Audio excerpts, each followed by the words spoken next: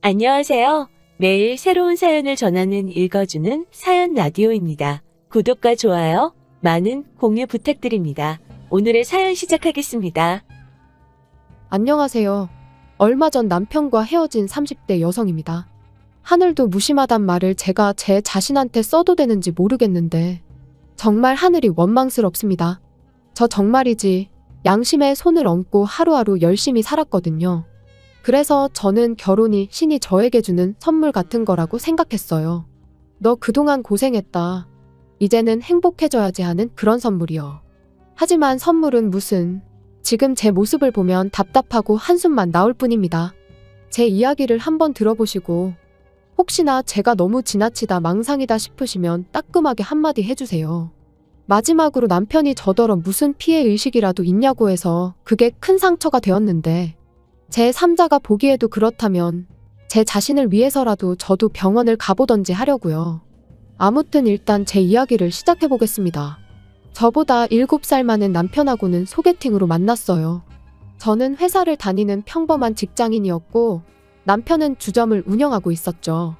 그리고 이건 좀 쑥스러운 이야기지만 남편과 한 소개팅이 제 인생 첫 소개팅이었어요.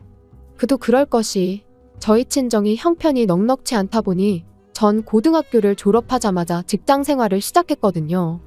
그리고 중간중간 저한테 호감을 보이던 사람도 몇 명 있었습니다만 그런데 신경 쓸 겨를이 별로 없었네요. 집에 당장 편찮으신 아버지가 계시고 그 아버지를 간호하는 어머니가 계신데 제가 어디다 한눈을 팔 수가 있었겠어요. 그리고 한편으론 자격지심이었는지도 모르겠습니다만 제 상황이 좋지 않다는 걸 남들이 알게 하고 싶지도 않았고요. 아무튼 그러다 결국 아버지께서 제 나이 26살 때 돌아가셨습니다. 그리고 아버지께서 돌아가시면서 보험금이 좀 나왔는데 그걸로 뭐 여기저기 빌렸던 빚들 청산하고 나니까 남는 것도 없대요. 하지만 그래도 솔직히 이후로 한숨 돌리게 되었습니다. 그동안엔 여기저기 밀린 이자 내기에 급급했는데 드디어 조금씩 저축도 할 수 있게 되었으니까요. 그리고 이후로 세월이 흘러 어느덧 제 생활도 안정을 찾아갈 때쯤 그렇게 남편을 소개받은 거예요. 처음 남편을 보고 느꼈던 점을 얘기해보자면 뭐 괜찮아 보였어요. 크게 까다롭게 구는 거 없고 자기 일 열심히 하는. 하지만 무엇보다도 제 마음에 들었던 건 남편이 건강하단 사실이었습니다. 평생 몸이 약한 아버지와 살면서 어머니가 얼마나 고생을 하셨는지 누구보다 제가 잘 알았으니까요. 병간호라는 게 정말이지. 아픈 사람은 병간호해주는 사람한테 아프다고 할 수나 있지 병간호하는 사람은 아픈 사람한테 말 한마디 푸념도 못해요. 그게 그렇더라고요. 그래서 아무튼 남편하고 연애를 시작했는데 사귄 지 7개월 만에 바로 결혼 이야기가 나왔습니다. 남편 말이 자기 나이도 있고 하니까 얼른 결혼해서 애도 낳고 그랬으면 좋겠다고요. 그런데 전 솔직히 자신이 없었어요. 일단 모아둔 돈도 많지 않았고 연애도 처음인 마당에 결혼에 대해선 아예 생각을 해본 적이 없었죠. 하지만 남편은 계속해서 금전적인 부분은 걱정하지 말라며 저는 그냥 몸만 오면 된답니다. 집은 자기 부모님이 해주실 거고 혼수는 자기가 할 거니까 저는 그저 자기 옆에만 있어주면 된다고요. 그렇지만 다들 아시다시피 세상에 공짜가 어딨나요? 그래서 아니라고 그렇게는 못한다고 했어요. 그렇게는 절대 못한다고요. 그리고 나중엔 아예 이별을 각오하고 남편에게 아주 허심탄회하게 제 상황을 털어놓기도 했습니다. 모아놓은 돈도 많이 없고 앞으로도 계속 친정어머니 생활을 도와드려야 한다. 그런데 남편은 계속해서 괜찮다는 소리만 하대요. 자기는 제 월급을 터치할 생각도 없고 아무튼 아무것도 저한테 바라는 게 없다면서요. 그리고 뭐 그저 옆에만 있어달라며 어찌나 애걸복걸 매달리던지.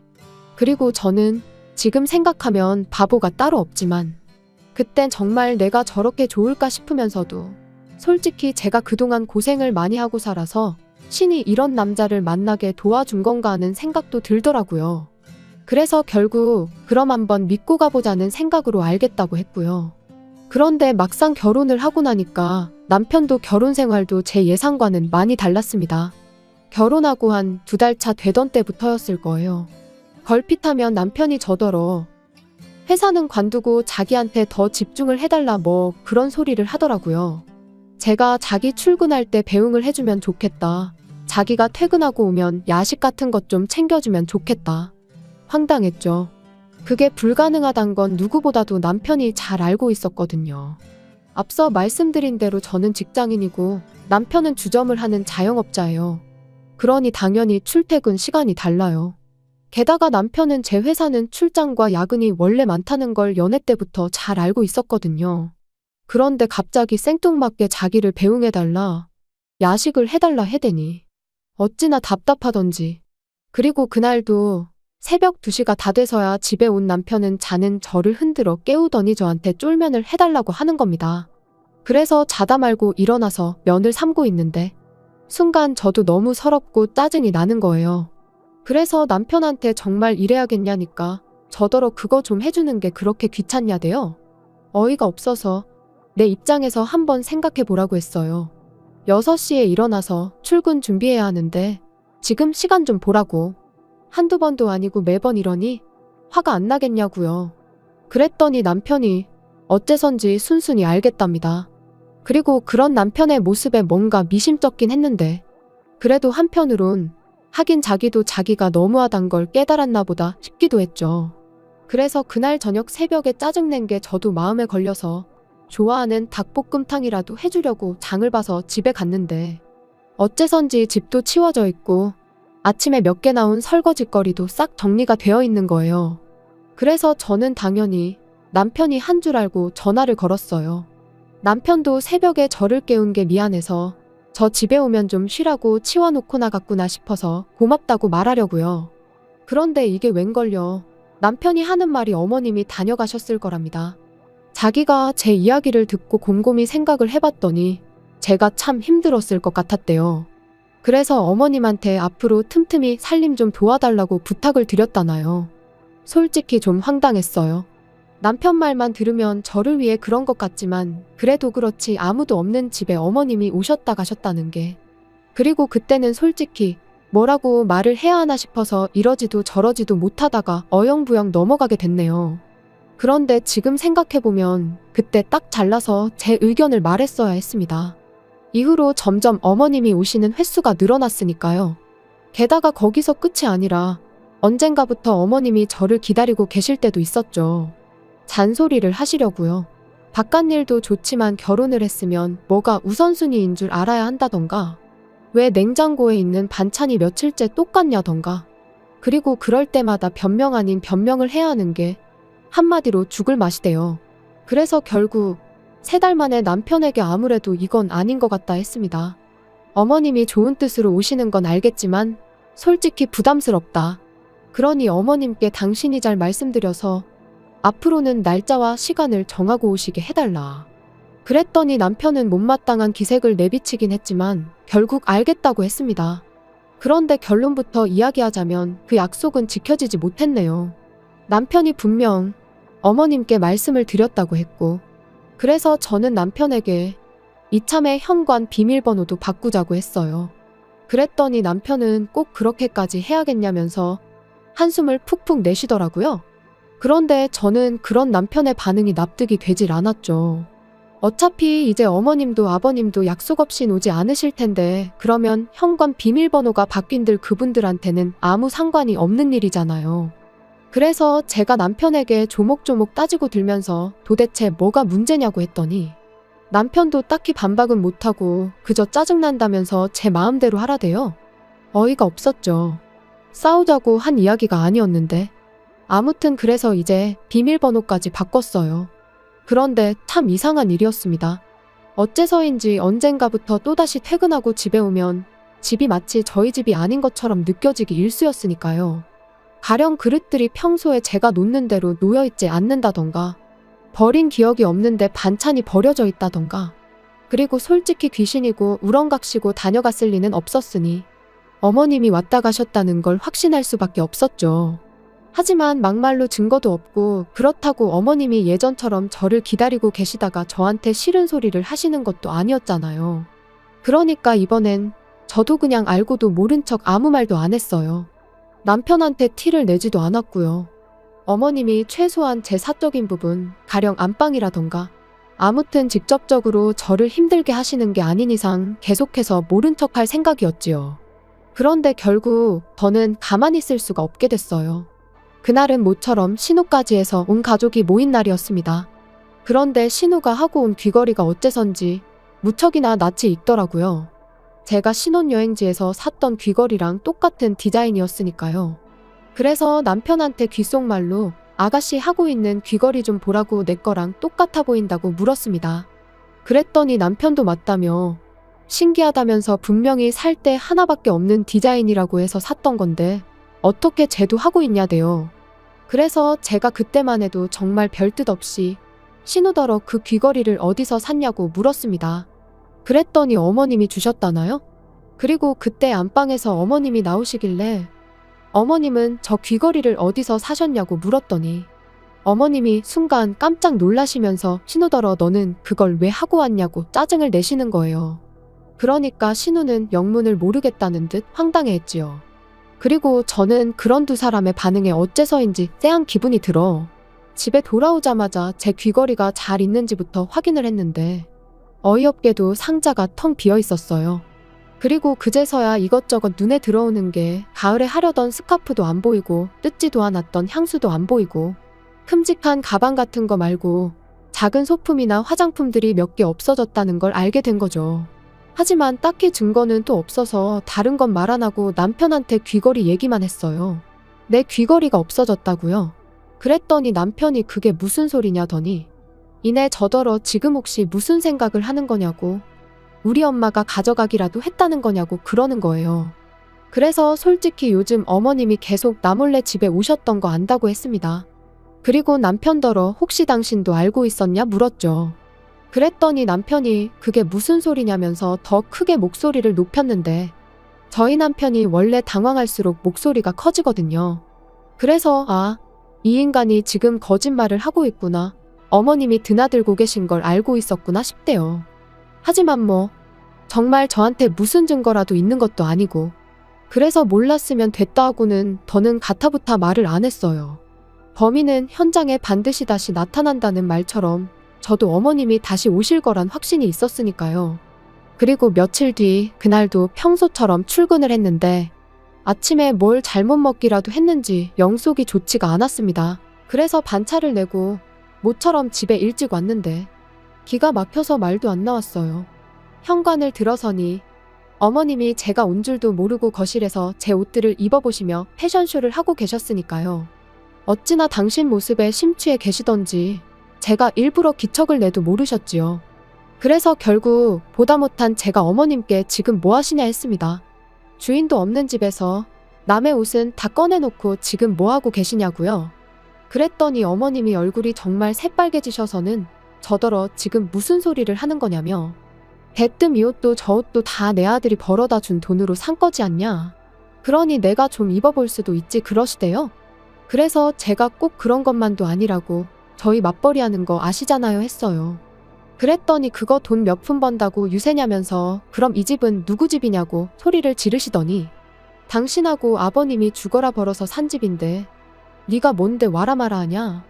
그리고 니네 싸가지가 있네 없네 고마운 줄을 모르네. 말 그대로 막말을 퍼붓기 시작하시대요. 할 말이 없었습니다. 어머님 말씀대로 두 분 돈으로 산 집이 맞으니 제가 따로 할 말이 없었고 그렇지만 그렇다고 하더라도 어머님의 말씀은 너무 지나치셨기에 말을 하고 싶지가 않았달까요. 그런데 어머님은 제가 말이 없으니 더 약이 오르셨는지 더 큰 목소리로 소리를 지르기 시작하셨습니다. 너는 해온 건 없으면서 가진 건 많기도 하더라. 맨몸뚱아리로 시집와서 조신하게 지 남편 뒷바라지나 하지. 이런 식으로 돈을 빼돌린다 어쩐다. 솔직히 듣는 내내 어이가 없는 건 물론이고 모욕스럽기까지 하대요. 이렇게 무시당할까봐 안 한다고 한 결혼이었는데 자기가 다 책임진다더니 지키지도 못할 약속을 내뱉은 남편이 원망스럽기도 했고요. 그리고 그때 어째서인지 남편이 집에 왔습니다. 그런데 남편도 비어있어야 할 집에 저는 물론이고 어머님까지 계시니 당황한 눈치더라고요. 게다가 거실 바닥은 온통 제 옷들로 난장판이었으니 이게 다 무슨 일이냐고 묻대요. 그래서 제가 남편더러 궁금하면 어머님한테 한번 물어보라 했습니다. 그리고는 왜 지키지도 못할 약속을 해서는 사람을 이렇게 비참하게 만드냐고 한마디 하곤 헤어지자고 했네요. 어머님이 나한테 사과를 하실 분도 아니고 설령 사과를 하신다고 해도 오늘 같은 일이 또 없으리란 보장도 없지 않냐면서요. 그랬더니 어머님은 더더욱 목소리를 높이시며 네가 뭔데 헤어지고 말고를 정하냐며 그런 건 어머님 아들이 정할 일이랍니다. 가진 거라곤 쥐뿔도 없으면서 네가 뭐라고 결정을 하느냐고요. 그리고 그때는 남편도 어머님한테 말씀 좀 가려하시라고 한마디 하긴 하더니 기껏 덧붙이는 말이 이런 일로 이혼은 너무한다면서 자기가 정말 책임지고 두 번 다시 이런 일은 없게 하겠다고 이번만 그냥 넘어가 달라는데 솔직히 더는 믿고 싶지도 않았고 송충이는 솔잎을 먹어야 한다는 말처럼 제가 너무 분수에 맞지 않은 욕심을 냈나 하는 생각만 들 뿐이었습니다. 그래서 남편더러 그럴 거 없다 내 마음은 정해졌다 했어요. 그랬더니 남편이 저더러 어머님이 홧김에 한마디 하신 걸로 너무 오버하지 말라면서 그거 자격지심이고 피해의식이야 그러는데 나오던 눈물도 쏙 들어갈 만큼 황당하고 기가 막혔죠. 그래서 마음대로 생각하라 하곤 제 집만 챙겨 나왔습니다.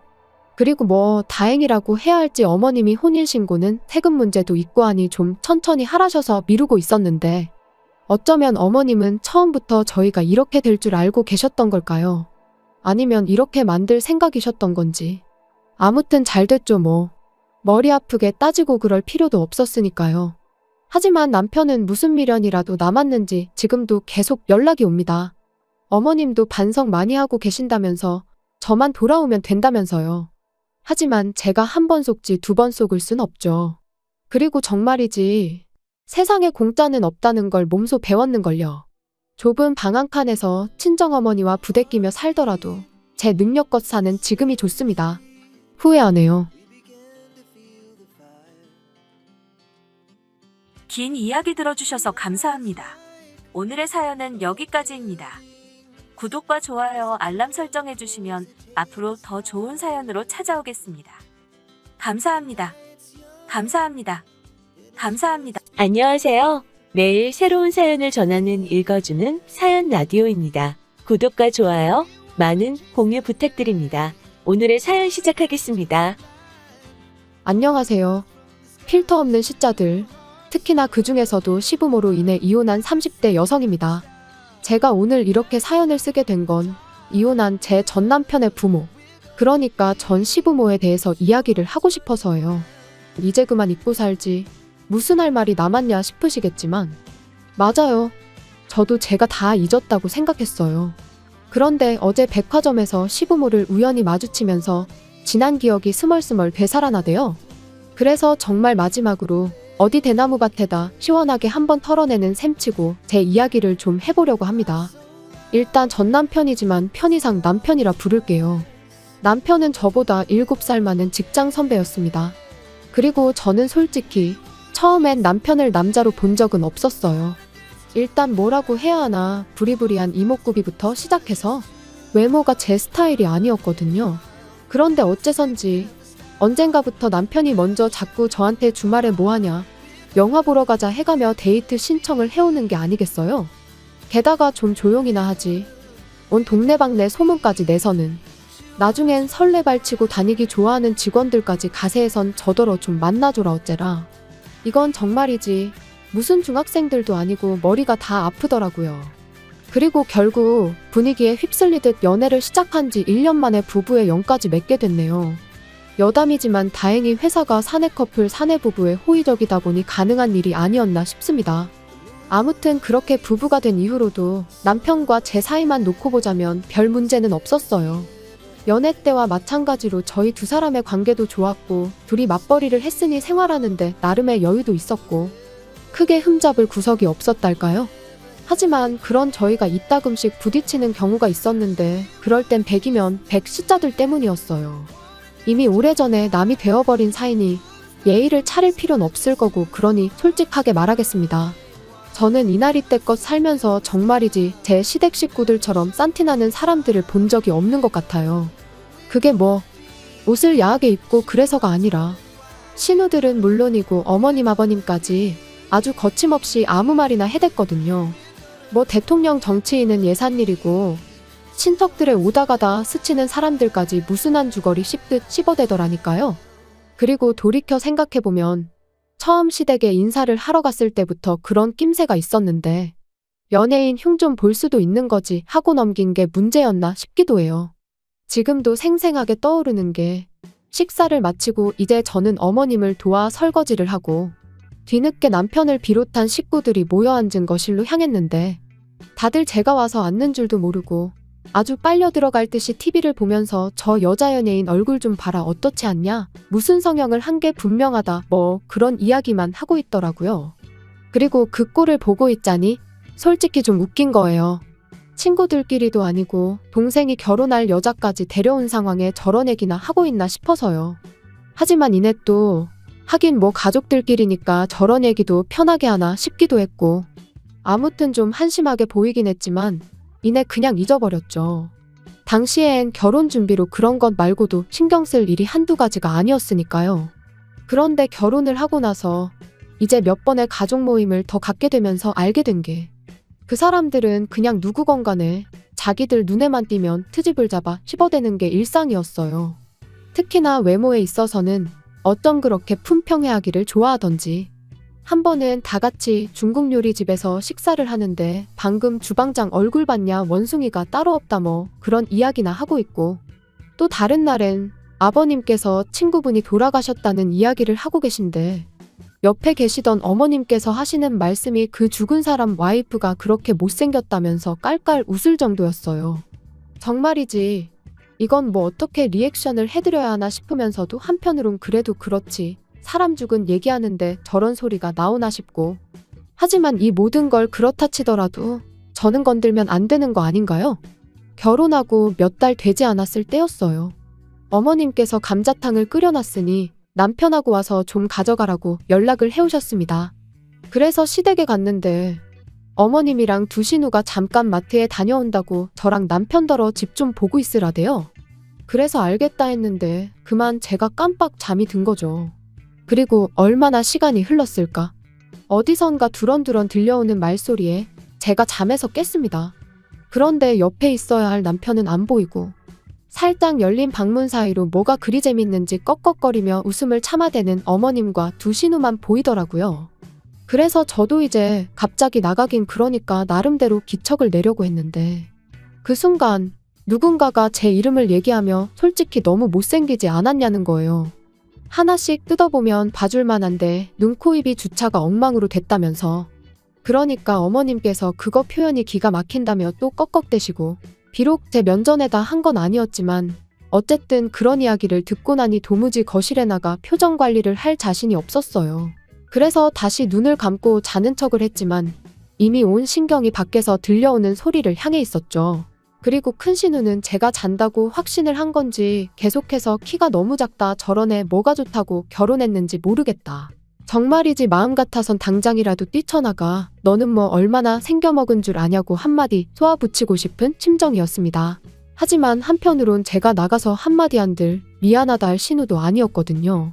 그래서 똥이 무서워서 피하냐 더러워서 피한다는 마음으로 올라오는 화만 꾹꾹 눌러 참았네요. 그리고 그때 이후로 시댁에 가는 횟수를 극도로 줄여나갔습니다. 웬만하면 남편만 보내고 가게 되더라도 정말 밥만 먹고 후딱 집에 온다던가 하는 식으로 시댁 식구들하고 아예 말 자체를 안 섞으려고 했어요. 그랬더니 이제 남편도 뭔가 이상하다 느꼈는지 하루는 저한테 요즘 왜 그러냐고 묻더라고요. 그래서 실은 얼마 전에 갔던 시댁에서 그런 이야기를 하는 걸 들었다고 솔직히 털어놓았습니다. 그리고 그때 제 마음은 다른 것보다도 그저 남편이 제 편을 들어줬으면 하는 것이었어요. 그런데 남편이 말하길 누나들 입장에선 좀 그렇게 생각할 수도 있을 것 같답니다. 둘 다 예쁘다는 소리도 자주 듣고 같은 여자가 보기에도 늘씬하지 않냐면서. 그래서 누나들이 자기 와이프가 될 여자에 대한 기대치가 좀 있었던 것 같다나요? 정말이지.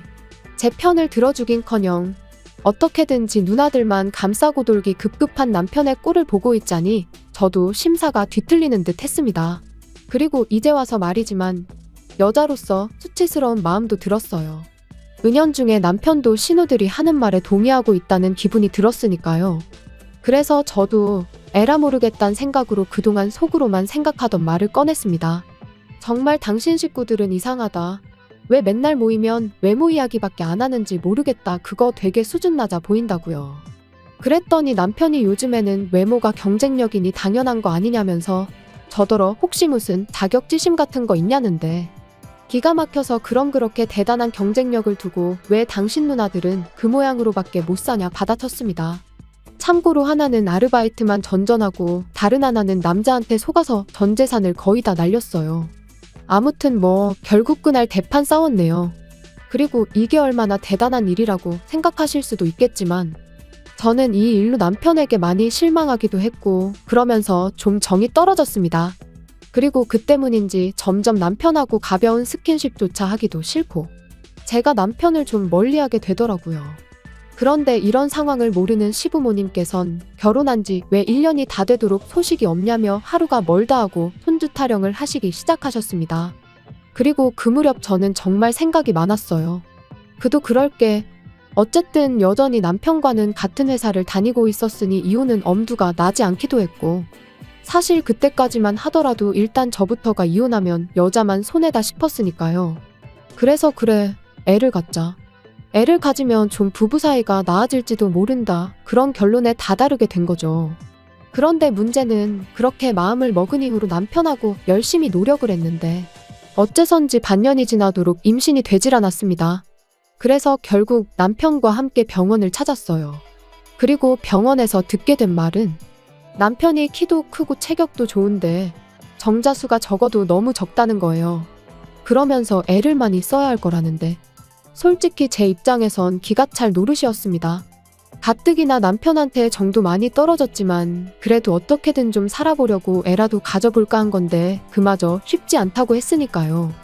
그리고 남편이 이야기를 한 건지 시부모님께선 저희가 병원에서 무슨 이야기를 듣고 왔는지 무척이나 궁금하신 눈치셨어요.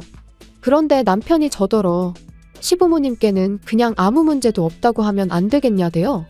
시부모님께서 얼마나 충격이 크시겠냐면서요. 하지만 그랬다간 계속해서 제가 받을 스트레스는 어떡하나 싶었습니다. 시부모님 성격에 분명히 또 왜 아무 이상이 없는데 애가 안 생기냐 하시며 다른 병원에 가보라고 하실 것도 같았고 무작정 제 탓을 하실 것도 같았으니까요. 그리고 이런 이야기를 남편에게 하니 그건 걱정 말랍니다. 자기가 책임지고 제 편이 되어주겠다면서요. 솔직히 웃겼죠. 이게 다 누구 때문인데 누가 누구 편을 들어준다는 건지.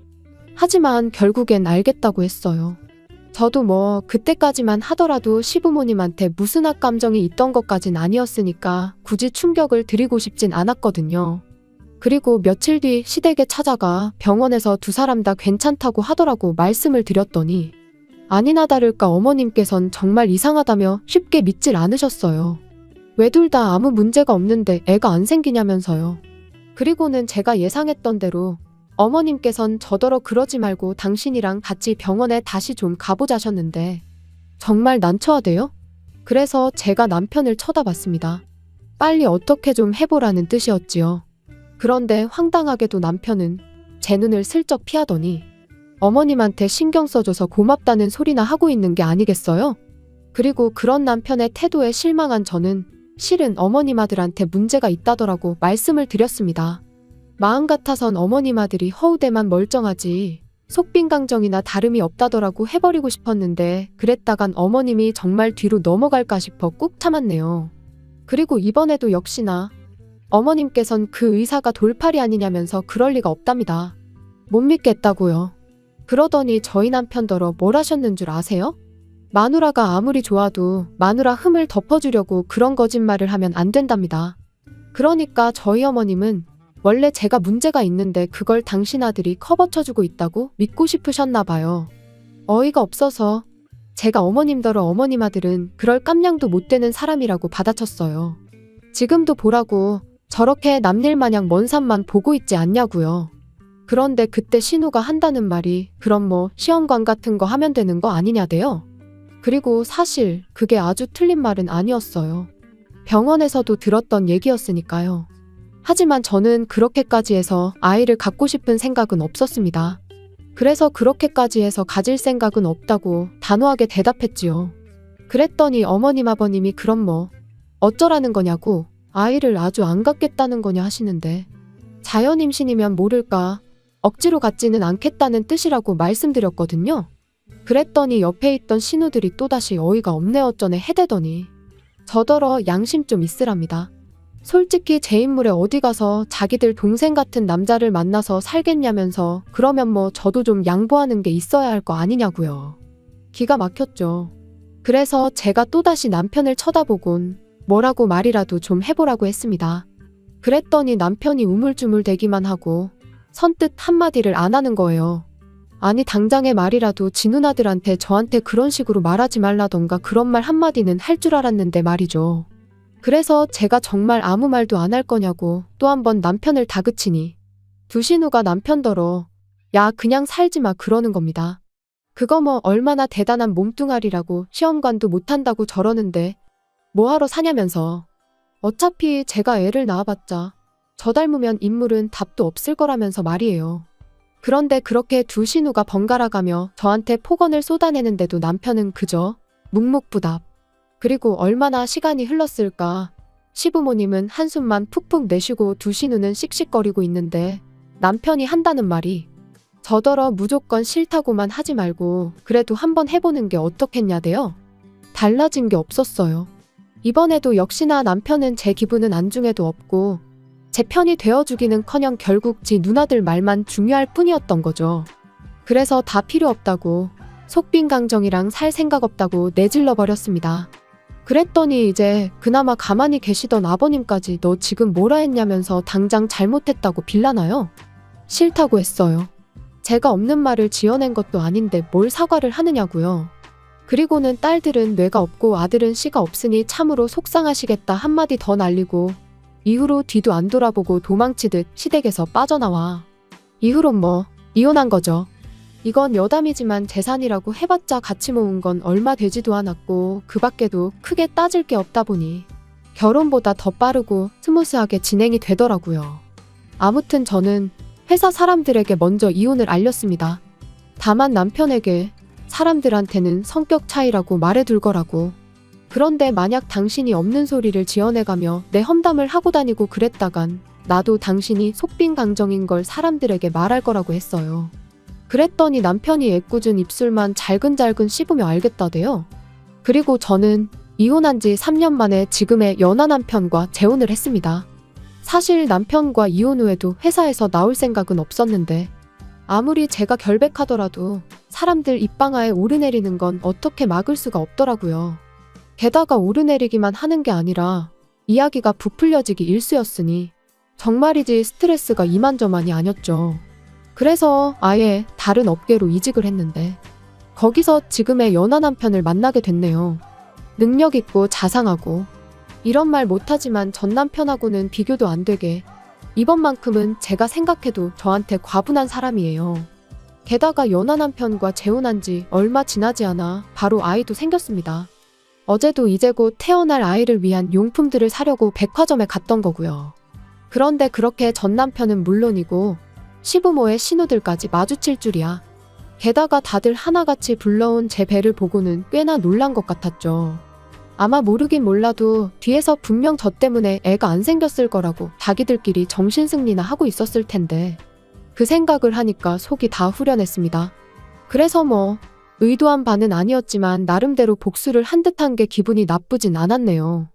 여담이지만 시부모님은 아직도 그렇게 다 큰 자식들을 옆에 끼고 다니시는 걸 보니 여전히 자식 셋 중 누구 한 명도 제대로 된 가정을 꾸리지 못한 모양이에요. 그러니까 사람이 마음을 곱게 써야지 맨날 외모 타령만 해대고 남 험담이나 해대고 그러니 자식들이 잘 풀릴 리가 있나요? 아무튼 오늘로써 정말 끝입니다. 마지막으로 다시는 마주치는 일도 없었으면 좋겠고 겉에 신경 쓸 시간에 사람부터 되라고 말해주고 싶어요. 그리고 이건 좀 유치하게 들릴 것 같긴 한데 제가 아이 낳고 잘 산다는 소문이 언젠가 그 사람들 귀에 들어가는 일은 꼭 한번 있었으면 좋겠네요. 긴 이야기 들어주셔서 감사합니다. 오늘의 사연은 여기까지입니다. 구독과 좋아요, 알람 설정해주시면 앞으로 더 좋은 사연으로 찾아오겠습니다. 감사합니다. 감사합니다. 감사합니다.